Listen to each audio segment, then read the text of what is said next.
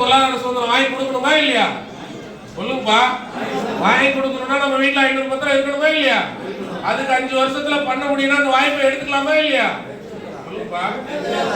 ஒண்ணுமே இல்ல சார். 500 பத்திரம்னா நீங்க சேர்த்த 10,000 பேர் இருக்காங்கல்ல, அவங்க ஒரே ஒரு சேல், சொல்லுங்க, ஒரே ஒரு சேல் ஒண்ணு வாங்கினாலும் வித்தாலும் எனக்கு 2% கிடைக்குதா, அது 20,000% அப்படின்னா என்னன்னா அது 500 சொத்து. அது எவ்வளவு? 500 சொத்து. நினைச்சா இந்த வருஷமே முடிக்கலாம். எப்ப முடிக்கலாம்? இந்த வருஷமே முடிக்கலாம். யார் கையில இருக்கு? உங்க கையில இருக்கு. எனர்ஜியில இருக்கு. உங்க கையில இருக்கு. நீங்களே எனர்ஜியான ஆள் தானே. எங்க உங்க எனர்ஜி எப்படி இருக்குன்னு பாப்போம். நல்லா கை கட்டல கட்டி காட்டுங்க. நல்லா கை கட்டல மேல மேல மேல கட்டுங்க. நல்லா மேல கையை உயர்த்தி கை கட்டி பாப்போம். நல்லா ஸ்ட்ராங்கா இத கேட்கவே இல்லையே. பஸ் ஸ்டாண்ட் கேட்கற தேவைப்பட பஸ் ஸ்டாண்ட் கேட்கற நல்ல எனர்ஜி வெளியே ஒரு எவ்வளவு சொத்தா இல்லைன்னு காரணம் நானே. பரவாயில்ல. ஒரு 2 சொத்து தேரும். எத்தனை தேரும்?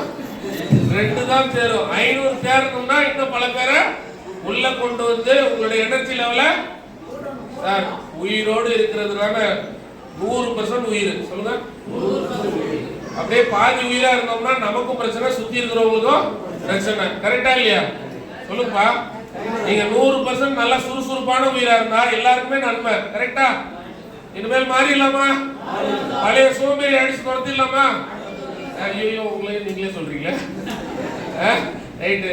வள்ளுவர் என்ன சொல்றாரு? தெய்வத்தான் ஆகாதவிடும் முயற்சி தான் ஓகேயா? தெய்வத்தை விட எதை தூக்கி வைக்கிறார் மேல? முயற்சி. கரெக்டா? அப்ப நாம எதை தூக்கி வைக்கிற மேல? முயற்சி. ரைட்டா? முயற்சியை மட்டும் கீழே விட்டுறவே கூடாது. முயற்சி திருவினையாக்கும், முயற்சியின்மை இன்மை புகுத்திவிடும். முயற்சி இருந்தா வீட்டுல என்ன தங்கும்? செல்வம் தங்கும். இல்லைன்னா துன்பம் தான் தங்கும். வள்ளுவர் எல்லாத்துக்கும் குரல் தெளிவா சொல்லியிருக்காரு. ரைட்டா? சொல்லுங்க. ஐயமிட்டு ஒண்ணு. இது எதுல வருது? ஆத்திச்சூடி வருது.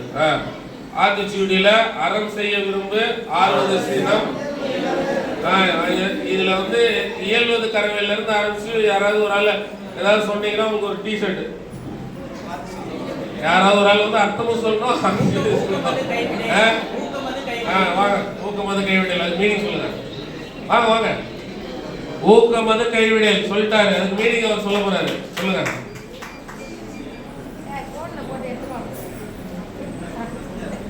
இப்போ நம்ம கிட்ட இருக்கிற பவரை கம்ப்ளீட்டாக யூஸ் பண்ணி மற்றவங்களுக்கும் அதை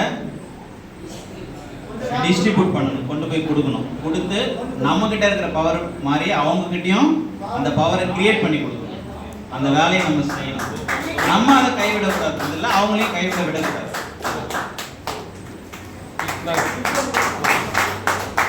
ஊக்கத்தை கைவிடவே கூடாது. என்ன ஊக்கமா வேலை செய்யலாமா? உற்சாகமா ஊக்கமா வேலை செய்யணும். அதான் ரொம்ப முக்கியமான செயல். இன்னொரு ஆத்திச்சூடி சொல்லிட்டு வாங்கலாம். சொல்லுங்க. அறம் செய்வதும் தான் சொல்லக்கூடாது. அது எல்லாருக்கும் தெரியும். 60 சிரமம் சொல்லுங்க. அடுத்து சொல்லுங்க.